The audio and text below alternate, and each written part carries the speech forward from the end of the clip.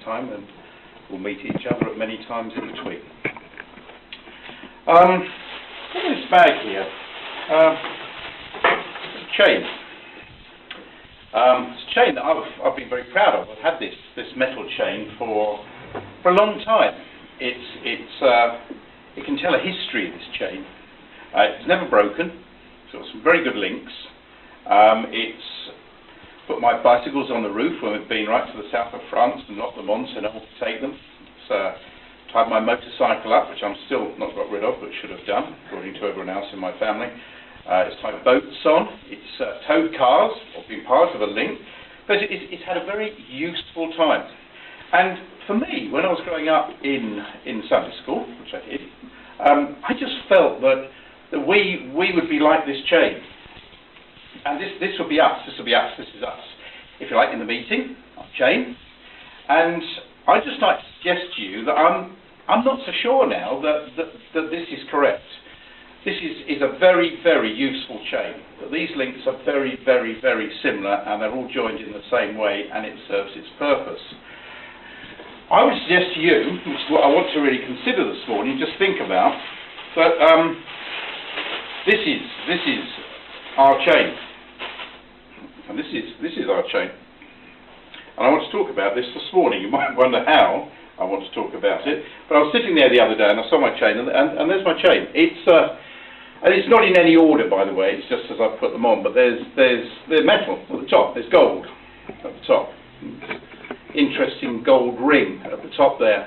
And then there's a chain that could be worn, and it's got a firm link. And again, it's a very old chain. It's been in the family a long while. And then comes the next part here, which is just simple metal. It's just a sort of steel wire. And this has my most favourite tool that operates it, because it ties the top of sacks for potatoes. And I have tied in my time so many things with this. I have tied wigwams for the children in the garden, I've hung things up, I've been on the allotment. It's the most useful thing you can have. It's just a ratchet with a hook at the end, and these wires, and you can just tie things up, and it is the most useful thing. So I put that there. That's another link that's there. And then I've got plastic, and there's plastic there because that's a modern material, and it sort of has an elasticity to it. And it does something else. I find them highly annoying because when I've done them up, I can't reuse them, and I love to reuse things again and again and again. And I can't reuse these because you have to snip them, and they're very common now. I suppose you get them in hospitals and you get them everywhere, don't you? And you just have to clip them, and they're part of the general waste in society. Then we got some string, which is really good. We could talk about string for ages, couldn't we? Because of the tiny little threads that make, and the bigger pieces, and we have rope and so on. And then we have, this used to be my favourite old t-shirt or sweatshirt a long, long time ago, and that's in there, and that's another link. It's quite tough. And then we got some wool, and this wool was found this year. This is this year's wool. And Rachel always insists I empty the car out completely at the end because there are stones and bones and bits of wool and detritus for me to draw and to take into work and so on. But this wool, I just took and twisted it in my hands and spun it, if you like, for a few seconds and tied it. And it is probably about the toughest thing on there because it's amazing. And then there's this little tiny thread here that sits here as well. Anyway, I want to just talk about some of those things this morning. Just by way of sort of finding a way to sort of take us through maybe the next week or so. As I said, it'd be rather good if we were all like that metal chain. We'd all be the same. We'd all sort of do the same job, and we'd be very effective at doing it.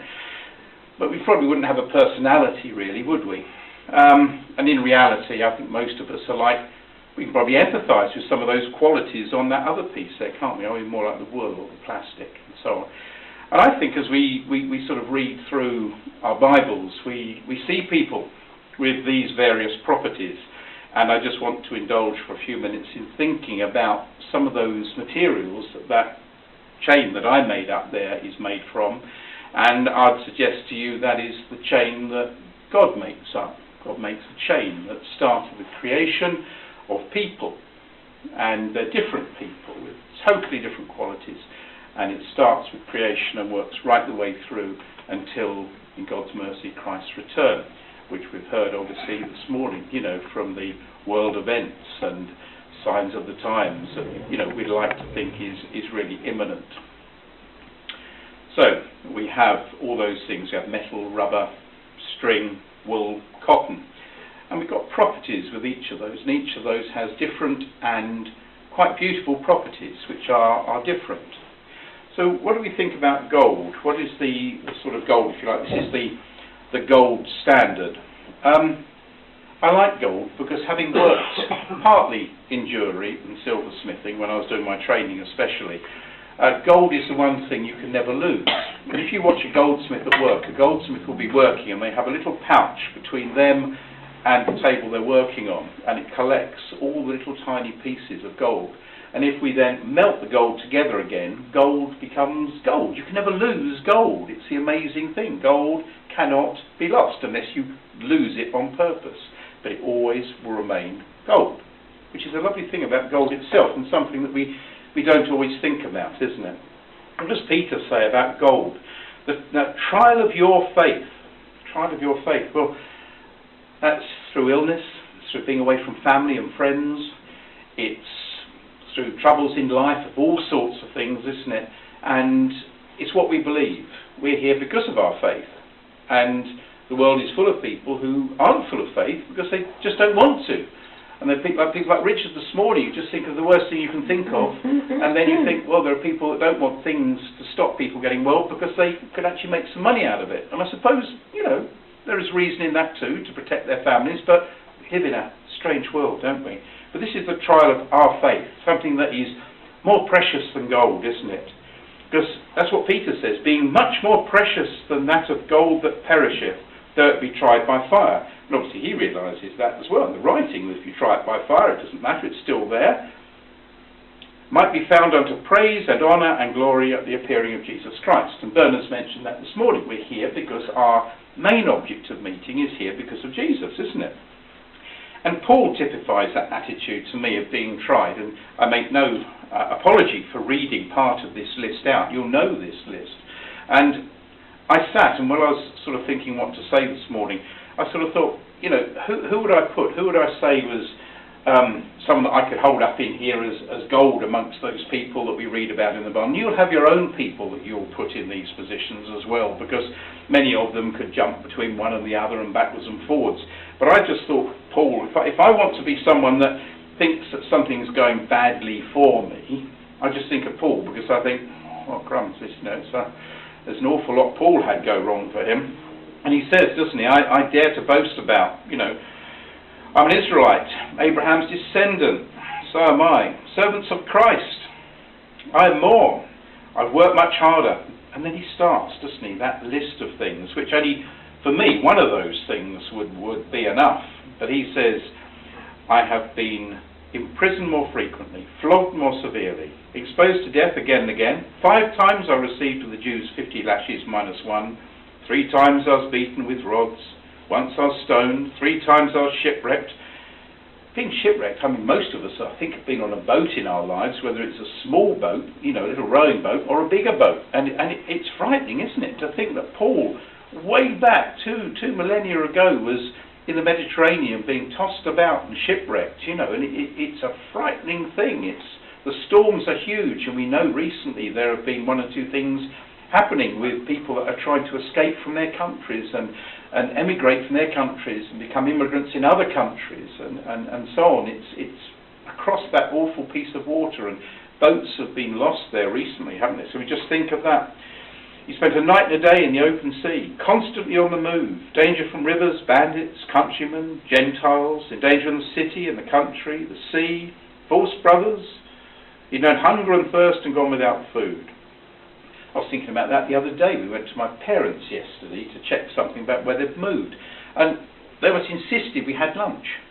And, you know, we didn't need lunch. And you think, well, we've had a good breakfast, and we're going to have a good meal, and you suddenly think, and things get into your mind, if you don't need so much of what you've got. And I think we're all in this, and Paul brings that back too, doesn't he?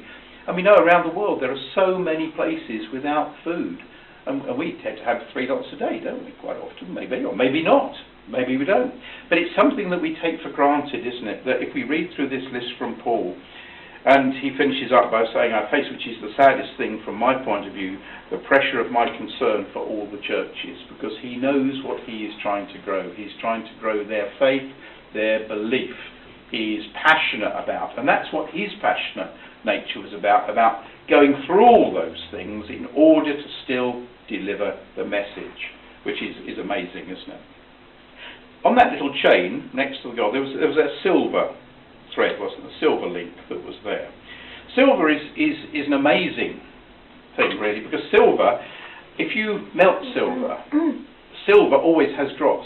It doesn't matter if you melt it and you think, I've refined this silver, and you take that nugget of silver, you're still left with some dross, some of the bits of impurity that float away on the surface. And you'd think, if you did that, you could melt it again. Well, you melt it back again, you get more impurity. So it just continues. So with silver, I think silver is a bit like human nature. So however much we refine it, we need to keep refining silver. So we need to keep doing that to get rid of the dross. And that's what it says here in Proverbs, doesn't it? Take away the dross from the silver, and there shall come forth a vessel for the finer. So each time we do that, if we're one of those links in the chain, we know that we've got to get it right. But it might happen again, and again, and again. And we keep refining to make it right, to make the vessel from. And I think that's really good in Proverbs. And I've chosen, it may seem unusual, but I've chosen Peter here to speak to us about frailty, if you like, the silver quality that's there in all of us. And in Matthew, and you know these words incredibly well. Now Peter was sitting out in the courtyard, and a servant girl came to him.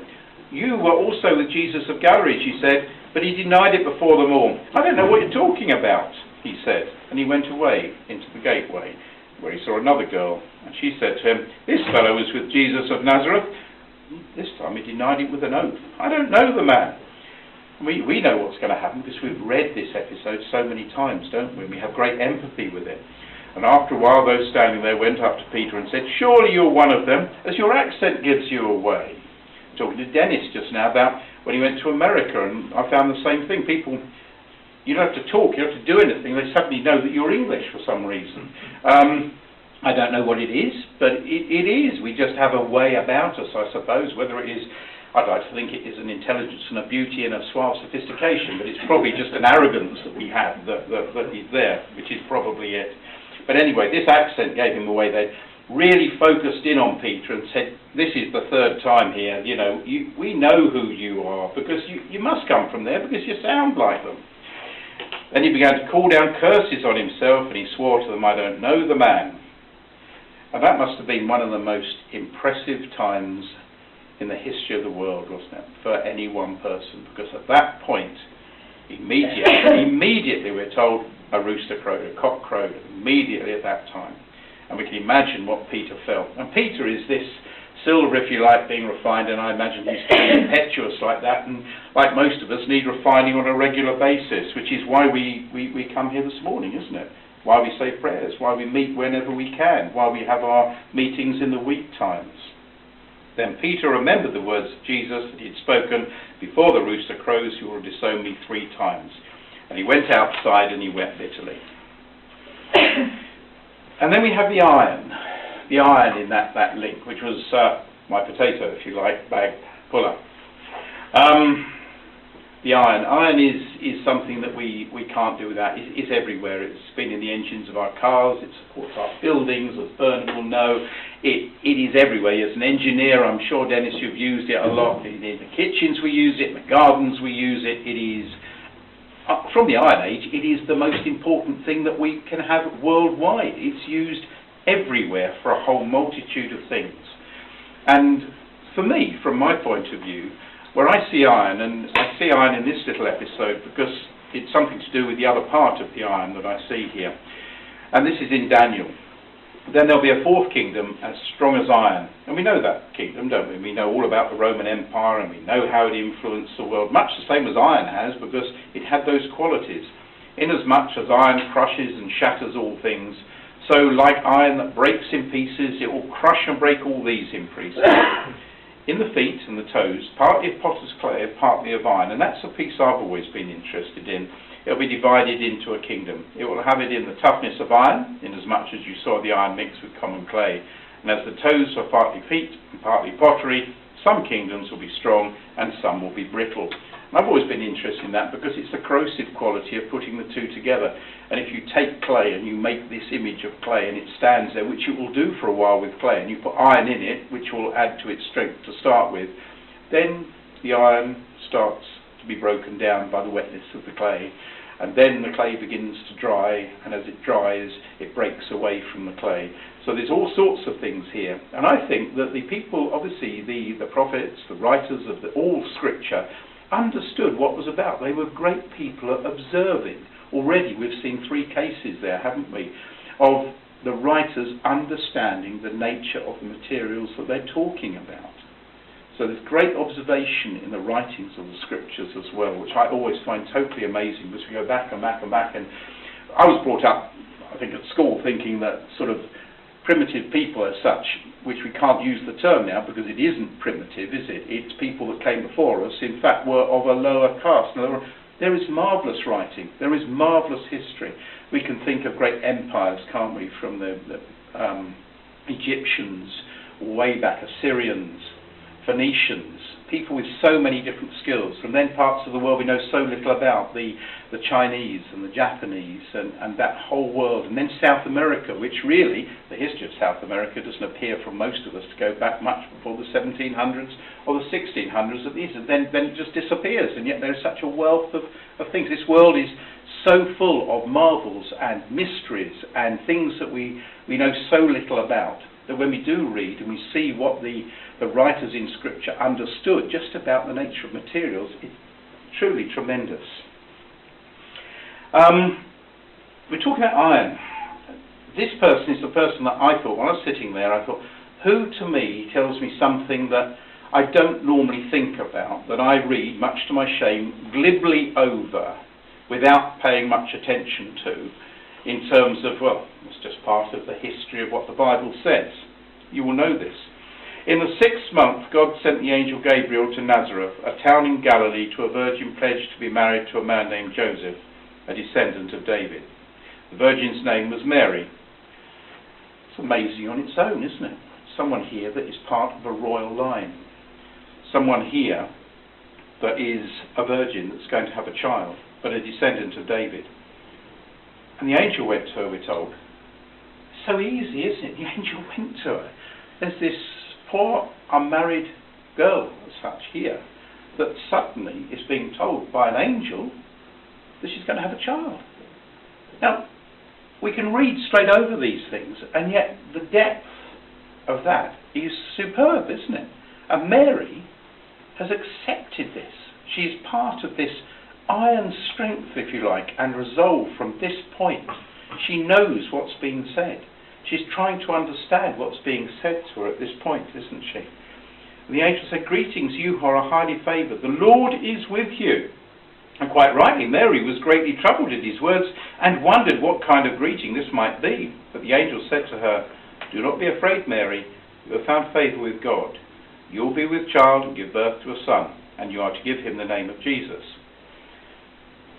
She didn't know, did she? She had faith at that point. And what a thing to suddenly come to terms with. And she did. She came to terms with it very quickly, as we know, as we read through. "He'll be called Great and be called the Son of the Most High. And the Lord God will give him the throne of his father David. And he'll rule over the house of Jacob forever. His kingdom will never end."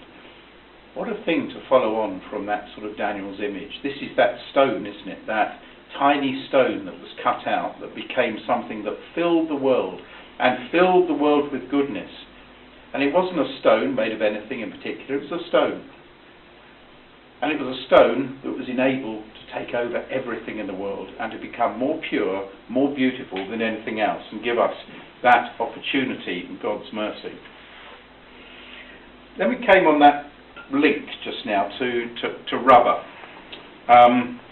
I quite like rubber. I'm actually fascinated, I think Dennis is as well, many others here I'm sure, with how modern cars, if you have a crash in a modern car, sometimes you can just see the bumper ping out again. And there was a new BMW in front of me the other day that had a little ping, and all of a sudden it went pop and popped out again, and there was absolutely no mark, as I was just driving by, that I could see at all.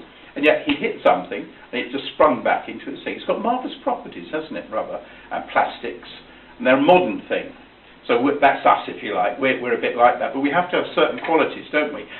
We have to accept buffets, don't we? And we do. We accept buffets, and they go in and spring back again, and go in and spring back. And that's what they must do with our faith, our belief, as we've seen from some of these things we're talking about. It has tolerance, elastic and rubber. It's a different sort of thing. It's a different sort of quality that chain now has. And that chain isn't one thing, is it, on its own? Its strength is in the whole thing. Its strength is in the gold, the silver, the metal, the rubber. The strength is in making up that history of the world. Then Peter came to Jesus and said, "Lord, how many times shall I forgive my brother when he sins against me?" What a thing to say, how many times? I mean, you want an answer to that, don't you? Because if some people are really, really, really, really annoying to you, perhaps 3 or 4 times, and then I'd say, look, but no, the answer is very simple, isn't it? He says, up to 7 times, because that's a lot, isn't it? Up to 7?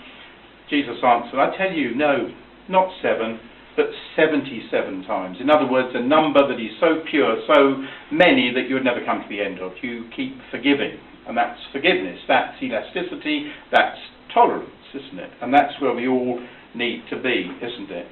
And someone who I thought probably would exemplify for us buffeting, as we just finished reading through there really, Job's wife said to him, "Are you still holding on to your integrity?" We know he'd accepted so many buffets in his life, from a human point of view, if you like. He'd reached the bottom. He'd reached a point, we're told in Job, where he's sitting in a fire with little bits of potsherd, little bits of broken pot just thrown there, scraping the boils off his skin. He had reached physically, emotionally, mentally, if you like, rock bottom for where any of us would be. He'd been so buffeted, and his wife said, you know, it doesn't really matter anymore, you curse God and die, because there's nothing else can harm you. You've got nothing, you are nothing. And Job replied, and what a thing to say if you've had these buffets. "You are talking like a foolish person. Shall we accept good from God and not trouble?" And all this, Job did not sin in what he said. And I think that's a marvellous thing. To me, Job sits up there with the best of the plastics, the best of those plastic links, because he accepted those buffets. He got other qualities in him as well, but that's where he is. Then we came to the string. Now, on this one, whenever I talk, I'm sorry, I tend to put something in that I really like. Not that I don't like the other bits, but I really like. Now, this little bit, I really like probably more than many little episodes. And it's another one that we can read straight across. The string is made up of many threads, isn't it? It gives unity and strength. And just this one episode I've taken here in Jeremiah. And I just think this is such a beautiful thing. Not the first part, but the second. And then they took Jeremiah and cast him into the cistern of Malchijah, the king's son, which was in the court of the guardhouse. And they let Jeremiah down with ropes. Now in the cistern there was no water, but only mud. And Jeremiah sank into the mud. One of the lowest points you could be, I suppose. You're a prophet. No one likes you. No one thinks your message is right. You're the only person that knows that what you are saying is right. He's in this cistern, and we can only imagine that being dropped down into a disused well, which I assume it was, where no one wanted, which would be full of mud and other detritus and stuff in the bottom, and you wouldn't actually swim, but you would sink into this horrible, horrible mud. And that for you must be about the lowest that you could ever get.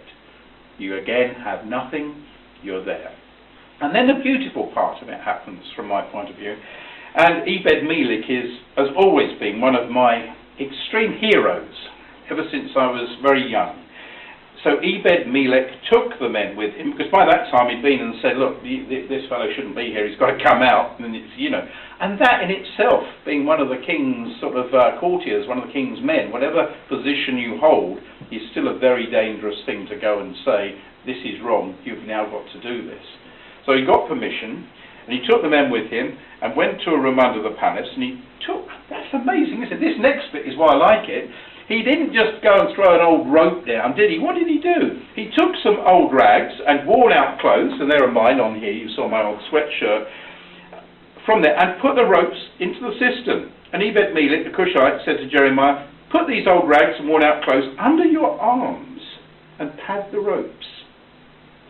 That is a thing to me of great beauty, great strength, great feeling, great fraternity, because there's an understanding there that if you're going to put anything, and we know we've walked through mud in Wellingtons, haven't you, and it squelches and you can't get your foot out. This poor Jeremiah in here probably half swimming up to his chest, and to pull him out would really, really hurt him. So Ebed-Melech has gone a stage further, and that's always a lesson to us, isn't it?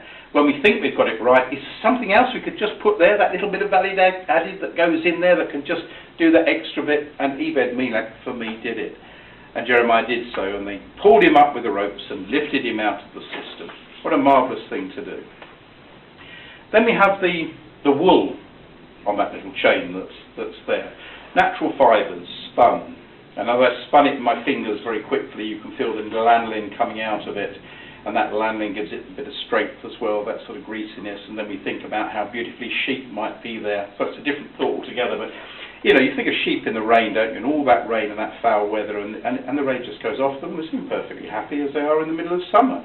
And they can get shorn, or else it just drops off. But it's all a natural thing, a natural cycle, a natural process, isn't it? And in Deuteronomy, it comes as one of those things that we should give, if you were of that period and that era. You shall give him the first fruits, that's God, of your grain, your new wine, and your oil, and the first wool from the shearings of the sheep. It's up there amongst the most important commodities. And it's there because it's natural, it can be used in so many ways. It can also tell us, I suppose, of the correct way to live, can't it? And in Genesis, now Abel kept flocks and Cain worked the soil. In the course of time, Cain brought some of the fruits of the soil as an offering to the Lord. Having an allotment and loving growing things in the garden, I can understand, I think, where Cain was. There are some beautiful, beautiful things that we can grow. Just hadn't got it right, had he? He just hadn't listened to the instructions. He hadn't understood. He was blind to the idea that this isn't what God wanted. So what happened? Abel bought fat portions from some of the firstborn of the flock. And the Lord looked with favour on Abel and his offering, but on Cain and his offering he looked not with favour. And at that point, you just hope, if it was a nice story, that Cain would turn around and say, sorry, brother, you know, got it wrong. Sorry, God, got it wrong. I'll get it right next time. I did my best. But no, he didn't, did he? He committed the first murder that we know. Fortunately, he was then sent off, so an opportunity was still given for him to try and do the right thing, I believe. But Cain, at the time it's recorded here, was very angry, and his face was downcast. And the last little thing on my list this morning there, on my chain, was that cotton, that little thread of cotton that was there, that delicate thread of cotton, that thing in life that says, this could be broken very quickly. And I wanted to find someone who would fit for me that thread, I believe, of vulnerability, that thread of someone that God chose to change their life and their way of life, and was again in Jesus' family. And it's Rahab. And Rahab, I believe, can teach us much, huge amount. And it's another one that we pass over really quickly as a story, isn't it? But it teaches us much about bravery, following the right way, helping, understanding when things are put in front of us, to grasp, seize that opportunity. In Joshua 2, I agree, Rahab replied, let it be as you say. So she sent them away and they departed, and she tied the scarlet cord to the window. But the rewards are high, and she wasn't to know it, was she? The rewards, we've not recorded what else happened in her life. We'd like to think that she went away and obviously did the right thing. But in Hebrews, and it's recorded there, by faith, the prostitute Rahab, because she welcomed the spies, was not killed with those who were disobedient. Someone who, centuries later, actually found another place in the Bible as part of a great family that we are remembering now. So, if we join up the separate links of different materials, different properties, perhaps we can see in that expanse of history, we can see Jesus' life, which was only a very short life in his ministry, wasn't it? And all those things that were recorded in that time, those miracles, the parables, the way that he worked with so many different people all the time. And he gave us that supreme example of how to be that link in the chain of life. And he is that link that all those other links are added to, all those chains from people throughout the world, so that we end up with Jesus as that supreme link, and all those added to it in their various links from wherever they've come, whatever path they may have taken, whatever properties they may have had. And it runs through, doesn't it, from Adam and Eve, right through until Jesus returns, which is what we're looking for. And just to complete the chain, someone else here who I wanted to include here to do with Jesus in Mark chapter 14. While Jesus was in Bethany reclining at the table of a man named Simon the leper, immediately you start reading that. It's not the sort of person you necessarily want to go and have dinner with, is it? Simon the leper may have been cured, but you're just thinking, this man has got a stigma or a name about it. But Jesus wasn't worried, was he? He was going there. A woman with an alabaster jar of expensive perfume, made of pure nard, broke the jar, poured the perfume on his head. And some of those present were indignant to one another. Why was this waste of perfume? It could have been sold for more than a year's wages and the money given to the poor. This was one of the supreme things that was done. It represented such riches, such perfection at this time, that those about were stunned.